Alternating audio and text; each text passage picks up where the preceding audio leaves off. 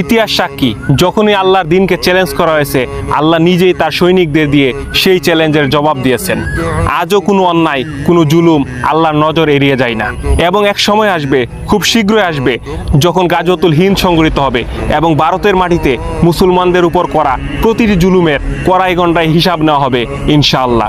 আল্লাহ রাসূল সাল্লাল্লাহু আলাইহি সাল্লাম বলেছেন, আমার উম্মতের এক দল হিন্দুস্তানের সঙ্গে যুদ্ধ করবে, আল্লাহ তাদের বিজয় দান করবেন এবং যারা সেই যুদ্ধে অংশ নেবে তাদের জন্য রয়েছে জান্নাতের সুসংবাদ। আজ যারা মুসলিমদের উপর জুলুম করছে তারা যেন জেনে রাখে, কোনো জুলুম চিরস্থায়ী হয় না।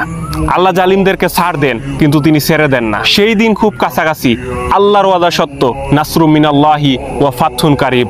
মুমিনদের বিজয় অবশ্যই আসবে, অবশ্যই আল্লাহ মুমিনদের বিজয় দান করবেন। গাজওয়াতুল হিন্দ এটি কোনো কল্পনা নয়, এটি রাসূলের ভবিষ্যৎবাণী, আর রাসূলের ভবিষ্যৎবাণী কখনো মিথ্যা হয় না। তাই প্রস্তুত হও হে মুমিন, হয়তো আল্লাহ আমাদেরকেই সেই সৌভাগ্য দান করবেন গাজওয়াতুল হিন্দের মুজাহিদ হবার। ইতিহাস আমাদের নাম ডাকবে বিজয়ের মিছিলে ইনশাআল্লাহ।